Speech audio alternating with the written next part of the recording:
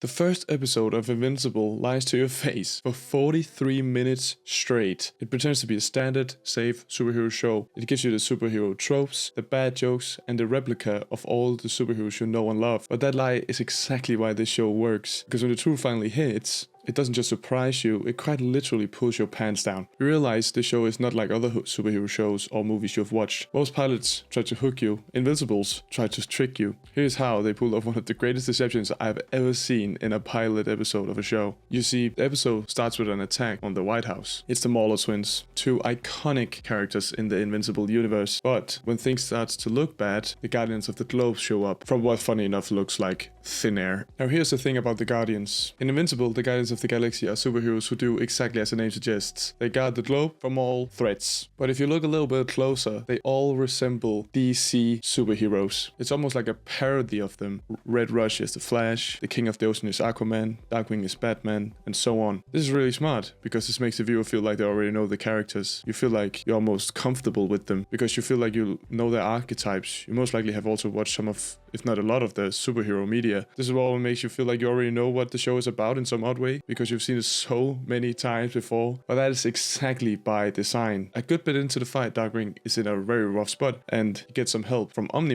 and this is the first time we see him, who funny enough really resembles Superman. Omni is not a part of the group, but he helps out protecting Earth as well. What a good and nice guy. They beat the Mauler twins easy peasy and the day is saved. This is the first lie. The show is kind of telling you, don't worry, the good guys will always win. We then meet Mark while he's relieving himself. In other words, taking a shit. We also meet his mom Debbie, which, spoiler alert, is the fucking goat. I cannot explain to you why right now because the video would be way too long, but just know, big W mom. We see the Omni-Man, whose name is also Nolan, and Debbie are together, and Mark is their son, which is great. One thing to know right here is that Nolan is acting like a genuine good husband and dad to Mark. Just an overall good guy. Mark does not have powers like his dad.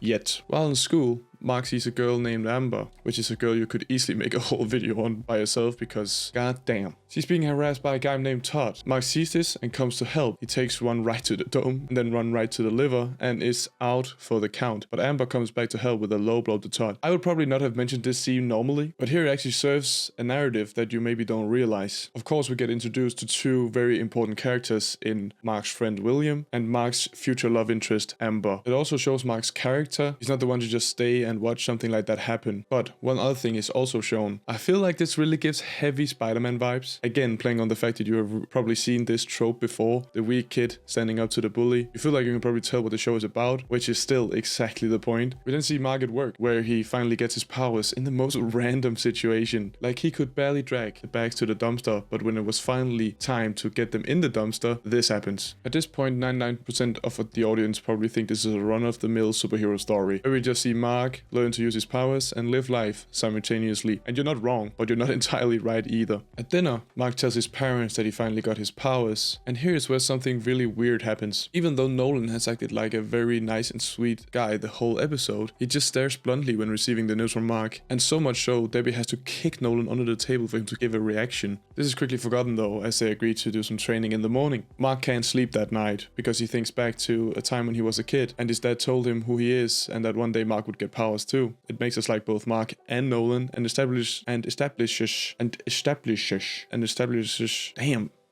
establishes their relationship well. It also shows us that Mark has been looking forward to this for a long time, as most of us probably would. In the flashback, Nolan tells Mark that he's a Viltrumite. That makes Mark half a Viltrumite because Debbie is just a human. Since Mark can't sleep, he goes out for a test spin of his new powers because he can now finally fly. It goes bad. When training with his dad the next day, we see that Mark still has a lot to learn. Even though he's way better at flying towards the end of the episode, I do really enjoy that he is very bad at it at the start. Nolan also wants to teach Mark how to fight, so they spar a little bit. And this is where another very odd bit happens. Nolan is not really satisfied with Mark's punches, so he wants to show him how it's done. And he gives Mark a proper knuckle sandwich right to the stomach. This rightly comes as a complete surprise for Mark and the audience. Both the fact his dad actually hit him and just the sheer force he hit him with. When they get home, there's a bit of tension in the air. So Debbie, the goat, asks Nolan if he was maybe too harsh on Mark. He then aggressively answers her back. Again, it's weird. When Debbie asks what's wrong with him, he goes straight back to being a nice guy, which he has done every single time he's done something weird in this episode. It's two really odd moments for us, the viewer, because we are beginning to piece together that something ain't really right here. But the episode is still just drip feeding it to us at this point. The next day in school, Mark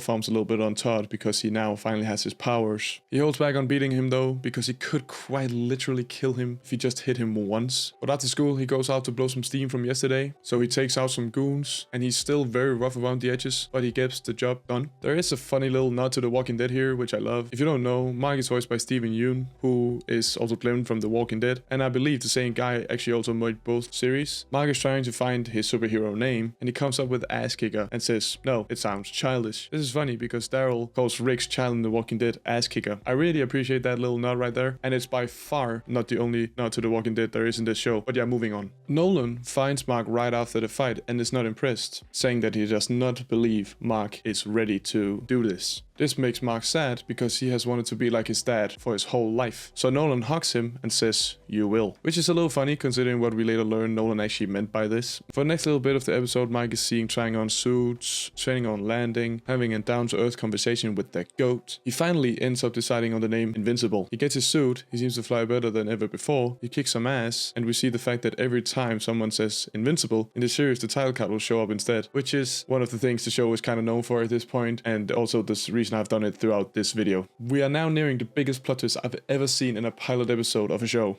We see a little montage of every Guardian of the Globe being called into an emergency. Some of them are out fighting crime, Red Rush is on a date, and they're all just doing random good guy stuff. These scenes are almost written in a way that makes us like them even more as characters. When they all show up for the emergency though, they get very confused because they can't seem to figure out who actually called in for the emergency. And this is where we get the biggest what the fuck moment. Since Red Rush is a speedster, he also perceives time in slow motion. He senses that someone is about to attack Immortal, and he saves him in the last second. Would you believe it? It's fucking Omni-Man. Even though I have in this video pointed out his sometimes weird behavior, let me tell you, when you watch this episode for the first time, you do not see this coming at all. Unless you have of course read the comics. The Guardians are visibly shocked that Omni-Man is attacking them, but they have to fight back. And pretty quickly we learn that Omni-Man is quite a bit stronger than them. But Red Rush saves them all just as Omni-Man is about to get them. Red Rush then decides to go into attack mode, which was probably the worst move of the entire fight. Omni-Man pretty quickly catches him and crushes his head in the most violent way imaginable. Since Red Rush perceives time in slow motion, this just makes the moment so much more disturbing to watch, knowing how slow it must have been for him. The Guardians and us as the viewer cannot believe what just happened, and they and we now know that this shit is serious. To make a short story shorter, he proceeds to kill every single member of the Guardians of the Globe in the most vile way possible. Darkwing gets slammed right to the floor, exploding his head. He punches a hole straight through the Green Ghost's head, uses War Woman's fucking hammer thing to absolutely blow a Curse's head up. He rips Martian's whatever the fuck this is off him, killing him, punches a hole in Immortal, makes War Woman's head go into owl mode. She's also voiced by the Walking Dead character, by the way. I know, funny. And while Immortal asks why, he chops his head off, finally ending the battle. Since they got a lot of damage in on him, he falls to the ground, and the episode ends. I would say a good pilot makes you watch the rest of the episode, maybe even the next episode too. But a great pilot, the best pilots, makes you watch the rest of the show. And if you watch this and do not want to watch the rest of the season at least, there absolutely has to be something wrong with you. The whole episode lies to you, makes you think you know what's happening, and maybe intentionally is a bit dull at times, poking a little bit of fun at superhero media nowadays. They use Omni-Man's weird outbursts and the fact that Mark and Debbie are very likable as a hook so you don't click away, because they have to keep you until the end, where it heavily pays off, and you will be left with so many questions that you will want answered, which ultimately makes this a great pilot. Remember to like and subscribe. Bye bye.